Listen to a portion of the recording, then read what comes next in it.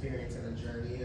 I joined the project in 2019 with a reading of it. We were literally just in a room for a week, 29-hour reading the material out loud with different actors, no movement, just stands and music.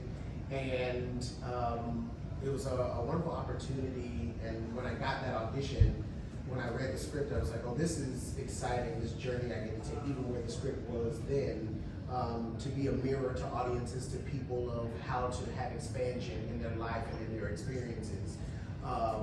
And you know, we did a workshop of it in 2020, right before the pandemic. First time choreographing it and putting it all together in the pieces and figuring that out in a room. And then the pandemic happened, and we had planned on doing it out of town in Chicago, and our producers decided at the time to not do it out of town, and they said, well, whenever we get back to work, we'll just do a 6-week lab and kind of have a capsule of people come in and experience the work, and then use that as our out of town. So we did another version of that in 2022, beginning of the year. And there was a reading in between there as well, where we just worked out some new material. And now here we are on Broadway, and it's been collaborative the entire time, and the conversation has always remained open, especially with my character and the journey I get to have. And I have found myself infused into the role in such a beautiful way and in such a organic way.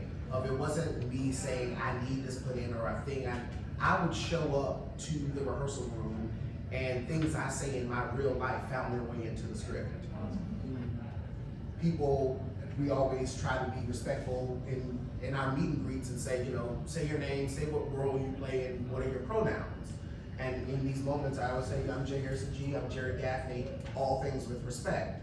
Because in my life, I honor the fullness of who I am as a human, and I make the space for people to call me all pronouns.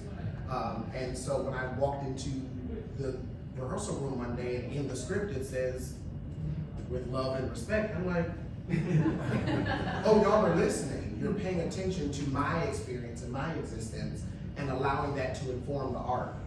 And that helps me as an artist to connect with the character that much more, and to be that much more effective for audiences, and to really flesh out that journey and experience for people to have a full experience. And it's so beautiful how it's been received by audiences who know the source material, who know the movie, but come in and leave with this fresh view of the world. And that's, as an artist, how I hope to affect people. Is art can be effective and beautiful. It can cause conversation, and that's what it should do.